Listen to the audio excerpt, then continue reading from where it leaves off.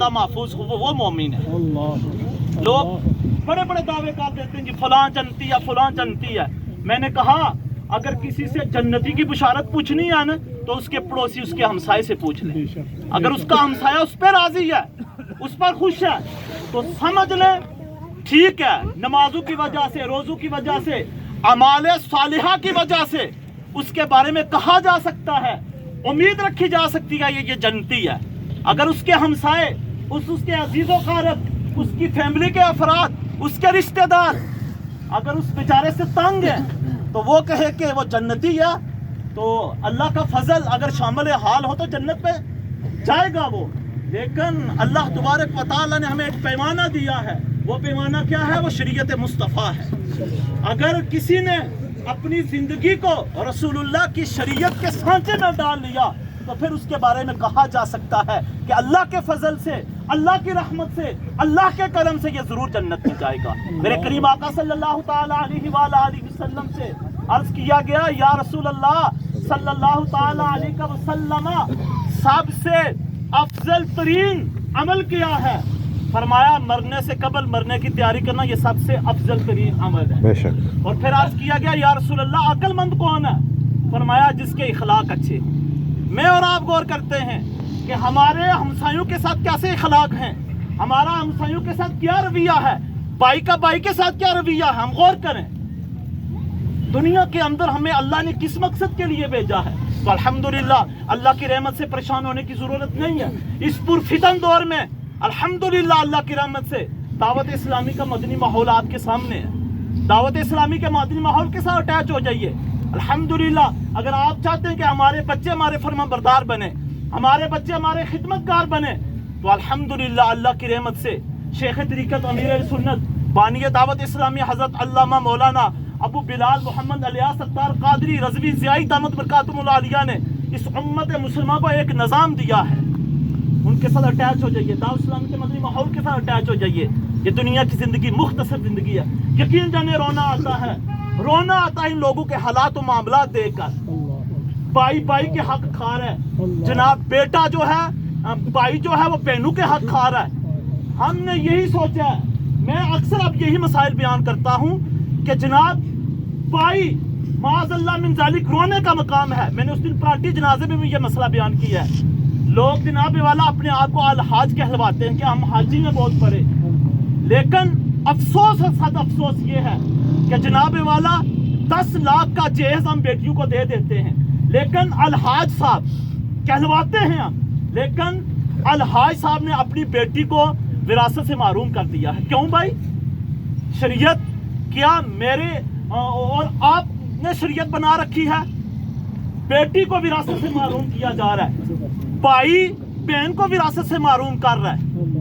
علماء نے یہ مسائل بیان کرنے ہی چھوڑ دیے، رونا آتا ہے یقین جانے۔ میراث کے مسائل بیان کرنا لازم ہے، یہاں تک کتب میں آتا ہے اگر باپ کا انتقال ہو جاتا ہے، یہ جو ہم کینچی کے ساتھ سوٹ کو ہم کاٹتے ہیں نا، شریعت مطالعہ میں یہ اجازت نہیں ہے۔ کیوں اجازت نہیں ہے؟ یہ جو قمیض ہے اس کا شمار میراث میں ہوتا ہے، جب تک میراث تقسیم نہ ہو جائے اس وقت تک تو ہمیں یہ اختیار نہیں ہے کہ ہم قمیض کو کاٹیں۔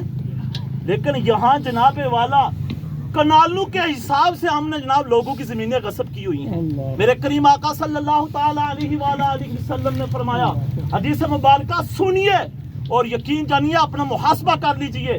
میرے کریم آقا صلی اللہ علیہ وسلم فرماتے ہیں جس نے ایک بالش زمین کسی کی غصب کر رکھی، میرے کریم آقا صلی اللہ علیہ وسلم فرماتے ہیں قیامت کا دن ہوگا اس کے گلے میں 7 زمینوں کا توق ڈالا جائے گا۔ وہ غور کریں جو جناب والا اپنی بہنوں کو، اپنے بھائیوں کو، اپنے رشتہ داروں کو، اپنے عزیز و اقارب کو وراثت سے محروم کر رہے ہیں۔ شاعر نے کیا خوب کہا، شاعر کہتا ہے ڈنگ مچھر کا تو سہا جاتا نہیں، ہر ایک قبر میں بچوں کے ڈنگ کیسے سہوں گا یا رب، گر تو ناراض ہوا تو میری ہلاکت ہوگی، ہائے میں نارے جہنم میں جلوں گا یا رب، معاف کر صدا کے لیے راضی ہو جا، معاف کر صدا کے لیے راضی ہو جا، گر کرم ہوگا تو جنت میں رہوں گا۔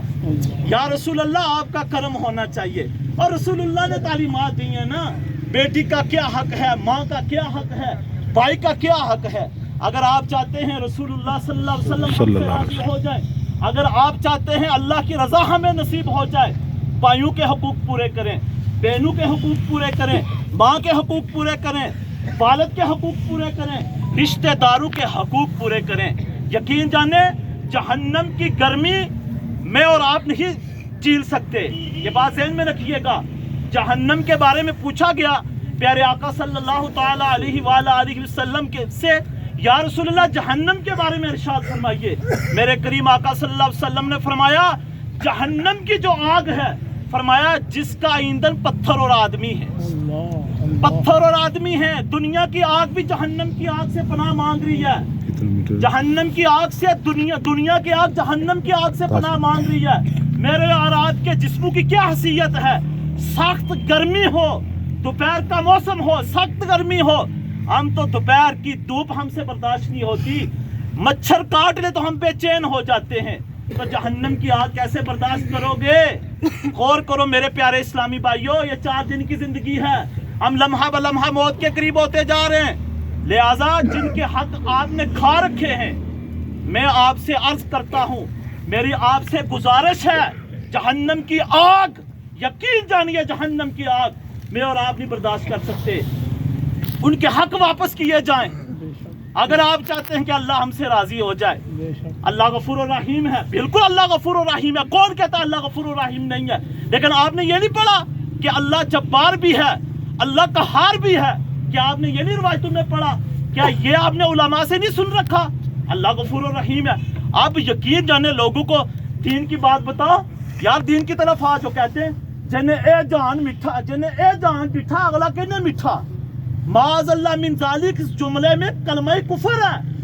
وہ اس یہ جملہ بول کر جنہیں اے جان میٹھا اگلا کہنے میٹھا، یہ جملہ کفریہ، کلمات کفریہ کتاب امیر اہل سنت نے لکھی ہے، وہ پڑھیں آپ، کلمہ کفر ہے جو کہتا ہے جنہیں اے جان میٹھا اگلا کہنے ڈٹھا، وہ جو اگلا جہان ہے اس کا انکار کر رہا ہے اس جملے میں۔ میں اور آپ غور کرتے ہیں میرے پیارے اسلامی بھائیوں، یہ دنیا کی زندگی مختصر زندگی ہے، بظاہر آپ کو یہ شاید جملے سخت لگ رہے ہوں، لیکن ہماری ذمہ داری ہے، ہمارا حق ہے کہ امت مسلمہ کو حق بیان کیا جائے۔